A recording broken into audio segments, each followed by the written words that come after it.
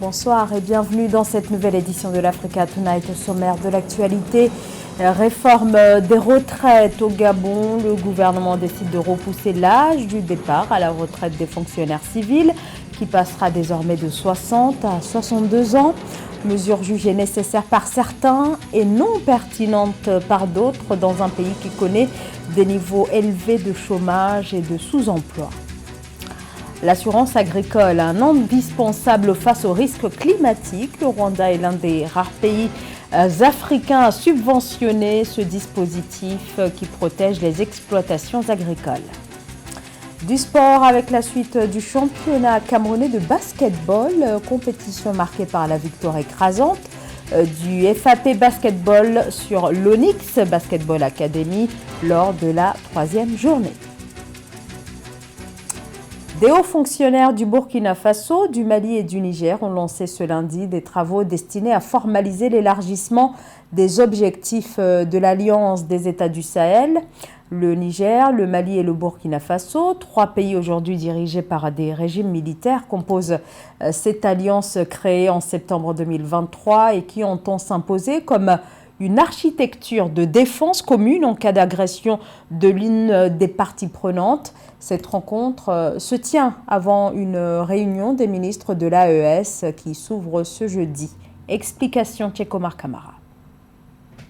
En prélude à la réunion des ministres de l'Alliance des États du Sahel, AES, prévue le 15 février 2024, Ouagadougou, la capitale du Burkina Faso, abrite depuis le 12 février 2024 une réunion des hauts responsables des pays membres de l'Alliance des États du Sahel. Pendant 3 jours, des experts venus du Burkina Faso, du Mali et du Niger échangeront sur les documents relatifs à la mise en œuvre de l'Alliance des États du Sahel, AES.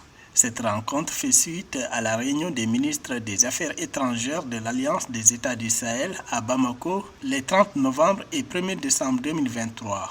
Réunion qui a permis de jeter les fondamentaux de l'architecture institutionnelle de l'AES et recommander la création d'une confédération. L'objectif immédiat étant de formuler les modalités de création d'une confédération des États du Sahel tel que recommandé par la déclaration issue de la première réunion des ministres des Affaires étrangères de l'AES. La mission qui nous est assignée est donc de procéder à la révision de la charte en l'adaptant au nouveau contexte et de poursuivre l'élaboration des projets de texte portant création et organisation de la Confédération et devront régir son fonctionnement. Cette rencontre s'est déroulée dans le contexte spécifique marqué par le retrait du Niger, du Mali et du Burkina Faso, 3 pays de l'AES, de la Communauté économique des États de l'Afrique de l'Ouest, CEDEAO. Le contexte sous-régional actuel, marqué par les retraits sans délai et en toute souveraineté du Burkina, du Mali et du Niger de la CEDEAO, le 28 janvier 2024, d'une part, et les espoirs et attentes légitimes de nos populations vis-à-vis de l'AES, d'autre part, nous oblige à aller vite et bien, avec des résultats tangibles et probants qui impacteront positivement le quotidien de nos populations. Pour rappel, le Burkina Faso, le Mali et le Niger ont créé l'Alliance des États du Sahel, AES, le 16 septembre 2023. L'accord signé à la suite d'un coup d'État du 26 juillet 2023 au Niger, contre lequel la CEDEAO menaçait d'intervenir militairement, vise à contrer d'éventuelles menaces de rébellion armée ou d'agression extérieure dans les 3 États de l'Alliance. L'âge légal de départ à la retraite des fonctionnaires civils passe de 60 à 62 ans au Gabon. La décision a été actée en Conseil des ministres. Dans un pays où le chômage touche près de 40% des jeunes, cette augmentation de la durée de cotisation suscite beaucoup d'inquiétudes, notamment chez les jeunes diplômés au chômage qui fustigent cette décision car les postes vont désormais être occupés beaucoup plus longtemps par leurs aînés. Samantha Saberou Saboubanga. Au Gabon, le gouvernement a décidé de repousser l'âge du départ de la retraite des fonctionnaires civils de 60 à 62 ans. Le Conseil des ministres du gouvernement de transition du 7 février 2024 a entériné cette décision. Ce changement s'inscrit dans le cadre de l'arrimage des pensions au nouveau système de rémunération et dont la mise en œuvre est prévue à la fin du premier trimestre 2024. Quand on regarde la question de l'augmentation de l'âge, c'est déjà exceptionnel qu'en Afrique, les gens aient 60 ans de moyenne d'âge à la retraite. Dans beaucoup de fonctions publiques, c'est largement au-dessus de ça. Mais à partir du moment où l'espérance de vie est à 66 ans, on peut encore comprendre qu'on passe à 62. Si la décision des autorités gabonaises ravit nombre de fonctionnaires en service, elle est reçue de façon mitigée par les jeunes diplômés sans emploi. Ces derniers estiment qu'une hausse de l'âge de la retraite est en leur défaveur car les postes seront libérés tardivement. Au Gabon, le taux de chômage des jeunes est estimé à 40% selon les données officielles. Je crois qu'il y a un sérieux problème de contrat social. Il est bon que le gouvernement se donne les moyens de pouvoir travailler sur la qualité de la santé pour repousser au-delà de 70 ans l'espérance de vie. Ce serait un contrat plus sain et plus éthique vis-à-vis des retraités en leur disant, même si vous allez à la retraite à 62 ans, ce n'est pas en 4 ans en moyenne que vous allez mourir et arrêter de bénéficier de votre cotisation, mais c'est au moins 8 ans ou plus. Je crois qu'il y a un travail à faire, aussi bien à l'égard des travailleurs de l'État, mais également à l'égard des jeunes qui ne regardent que l'État pour être en mesure de considérer leur carrière professionnelle. Cette décision intervient plus de 12 ans après la dernière modification statut général de la fonction publique limitant le départ à la retraite à 60 ans.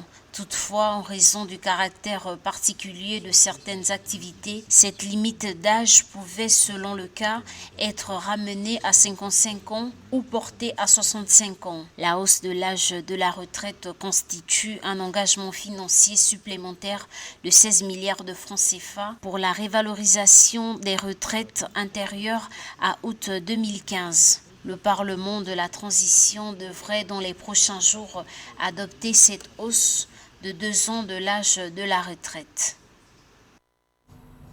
Bolaji Agbede, nommée directrice générale par intérim du conseil d'administration du groupe financier nigérian Access Holdings, annonce faite ce 12 février. Cette nomination intervient moins d'une semaine après le décès dans un crash d'hélicoptère aux États-Unis du PDG du groupe Herbert Vingwe, dont la disparition a entraîné une baisse brutale de l'action du groupe. Un véritable séisme dans les milieux d'affaires. C'est ainsi que face aux inquiétudes des actionnaires, Bolaji Agbede arrive à la tête de l'établissement, elle qui a entre autres occupé le poste de directrice des ressources humaines ou encore celui de directrice exécutive fondatrice de la banque chargée de l'appui aux entreprises au sein d'Access Holdings, groupe que l'on retrouve actuellement dans une douzaine de pays. Access Bank, la plus grande banque du Nigeria en termes d'actifs. L'assurance agricole, véritable talon d'Achille des politiques agricoles en Afrique, alors que les agriculteurs sont de plus en plus confrontés aux défis croissants des changements climatiques sur le continent. Ces assurances sont pourtant nécessaires face aux risques climatiques.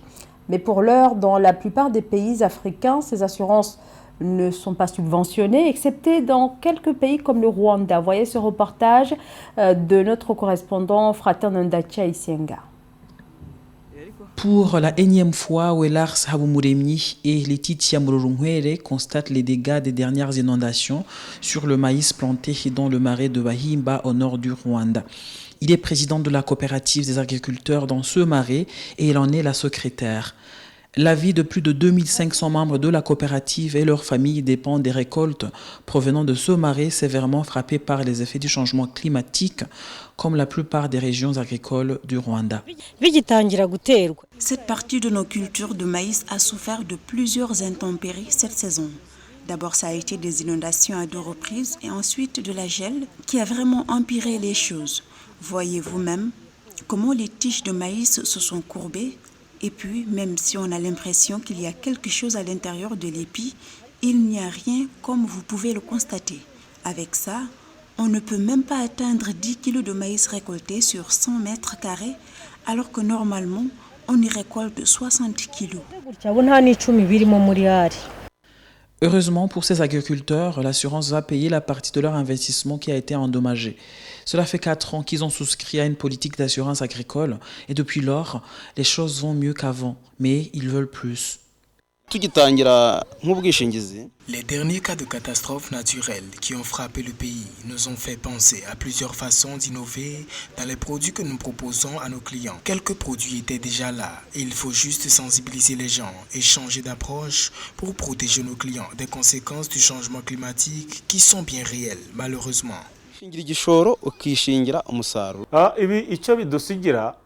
Les derniers cas de catastrophes naturelles qui ont frappé le pays nous ont fait penser à plusieurs façons d'innover dans les produits que nous proposons à nos clients. Quelques produits étaient déjà là et il faut juste sensibiliser les gens et changer d'approche pour protéger nos clients des conséquences du changement climatique qui sont bien réelles malheureusement. Selon les chiffres du ministère de l'Agriculture, plus de 95% des cultures de riz dans tout le pays sont couvertes par une politique d'assurance, ce qui témoigne de la réussite générale du programme en seulement 5 ans d'existence. En 2022, le programme a permis de débloquer les crédits agricoles d'une valeur de 2 milliards de francs rwandais. Mais quand les catastrophes frappent, elles détruisent bien plus que les produits agricoles, d'où la nécessité de promouvoir également d'autres types d'assurances pour gérer les conséquences du changement climatique sur la population. 4 rencontres étaient au programme de la 3e journée du championnat senior de basketball du Cameroun. C'était le 11 février dernier. Chez les dames, FAP Basketball faisait face à l'Onyx Basketball Academy, tandis que l'Overdose de l'AS et l'AS Kip s'affrontaient dans la 2e rencontre. On fait le point dans ce reportage de Séverin Douque. Technique et maîtrise de jeu auront fait la différence dans cette rencontre de levée de rideau de la 3e journée du championnat senior de basketball du Cameroun, opposant Onyx Basketball Academy à FAP Basketball Dames. Si les premières ont fait preuve de volonté et d'engagement, malgré un effectif entièrement rajeuni, elles se sont faites laminer par une équipe bien plus capée et structurée, tant physiquement que techniquement. Alors que Onyx enchaîne avec des ratés successifs, chez FAP, c'est des réussites avec des suites de paniers à 2 et 3 points. Nous avons commencé le match sur des mauvaises bases, nous avons eu du mal à nous retrouver dès le début du match et c'est vrai que quand on commence ce genre de match avec ce genre d'attitude, au fur et à mesure que le match avance, le moral de l'équipe et tout. Donc au fur et à mesure que le match a évolué, on a eu à observer nos erreurs, on s'est dit on peut faire mieux et on espère que les matchs prochains pourront aller plus loin. FAP a dominé la rencontre de bout en bout, ce qui n'est pas surprenant vu le roster de FAP. C'est vrai que l'équipe a été rajeunie à moitié, mais elle a une bonne moitié composée de joueuses très expérimentées, dont certaines qui sont même des joueuses qui sont déjà produites à l'international. Donc le score pour moi n'est pas surprenant. Maintenant Onyx, c'est une équipe qui est renouvelée à disons 99%. Un effectif très jeune qui doit encore faire ses classes et apprendre pour jouer à ce niveau-là. Dans l'autre rencontre de la journée chez les dames, Overdose affrontait AS Kip. L'équipe de Overdose se montre plus offensive et réaliste en prenant d'emblée plus de 15 points d'avance sur son adversaire à la première mi-temps. Une avance que Eline Leila et ses coéquipières ne vont jamais rattraper. AS Kip pêche par un trop de fautes, mais surtout une maladresse dans les tirs avec seulement 41% de réussite. Sur 16 lancers francs, elles n'auront réussi que 7 paniers. Un détail que le coach Ndji Alfred compte prendre en compte pour obtenir de meilleures performances lors des prochaines échéances. Les leçons que nous retenons, c'est quoi? C'est déjà que l'entrée de match est très importante. Lorsque vous faites une entame de match avec vos 2 meilleures joueuses qui se retrouvent à 3 fautes en moins de 2 minutes, forcément, elles prennent un coup. Vous voyez, c'est au dernier quart-temps qu'elles essaient de jouer parce qu'après 3 fautes, vous n'arrivez plus à jouer, vous ne voulez plus défendre, vous voulez prendre des rebonds. Et l'adversaire profite pour vous faire payer cash. Onyx, champion de la saison 2023, veut réitérer l'exploit. L'équipe devra redoubler d'ardeur pour atteindre cet objectif. L'heure est toujours à la fête pour la Côte d'Ivoire. Ce lundi, des milliers de personnes se sont réunies à Abidjan pour accueillir les éléphants qui ont remporté dimanche la finale de la CAN face au Nigeria après un parcours très surprenant. Une aventure pleine de surprises lors de cette compétition qui est restée jusqu'au bout le miracle de la Côte d'Ivoire. Reportage Joseph Moifo qui était dans l'une des fan zones le jour de la finale. Au village CAN de l'Agora de Koumassi, l'ambiance était au rendez-vous à l'occasion de la finale Nigeria-Côte d'Ivoire. Les supporters des éléphants sont passés par toutes les émotions. Tristesse après le premier but nigérien à la 38e minute. Sérénité retrouvée suite à l'égalisation de Franck Kessié à la 62e minute. Et euphorie au but de la victoire de Sébastien Haller à la 81e minute. On vient de très loin. Vraiment, nous sommes très émus et nous sommes contents pour la qualification et la coupe. Frère, on vient de loin. Des morts, on est ressuscité le 3e jour et on remporte le trophée. On ne peut rien, mais on est champion chez nous. C'est chez nous, on a remporté. Les gens 4-0, franchement, on n'y croyait plus. Mais Dieu qui est là-haut s'est souvenu de nous. S'est souvenu de l'humiliation qu'on a vécue. Et aujourd'hui, nous donne la victoire. Merci au Seigneur. Merci la Côte d'Ivoire, on est fiers. Les milliers de supporters réunis à la fan zone de l'Agora de Koumassi n'ont pas caché leur joie d'accueillir ce grand festival du football africain sur le sol ivoirien. Nous sommes fiers de notre équipe nationale et cette coupe vient de renforcer la cohésion nationale et l'unité. Nous sommes un peuple, nous avons une histoire commune, nous avons un avenir commun, nous avons des projets communs et nous venons de le démontrer. Les supporters gardent de bons souvenirs de la CAN de l'hospitalité, car pour la plupart, la Côte d'Ivoire a tenu sa promesse d'organiser la plus belle CAN de l'histoire et a remporté le trophée de la 34e édition. Le public se dit comblé. On a pu relever ce défi en changeant d'entraîneur. Hermès Faye qui a dit que ça là, cette coupe-là, avec la bénédiction de notre président Alassane Ouattara, que cette coupe allait rester en Côte d'Ivoire. On était déjà morts, on ne peut plus mourir 2 fois, même Jésus est mort 1 fois. Il est mort le 3 il s'est rêvé, nos ans s'est rêvé. La finale reste en Côte d'Ivoire, la CAN reste en Côte d'Ivoire. 2025, on va prendre encore au Maroc.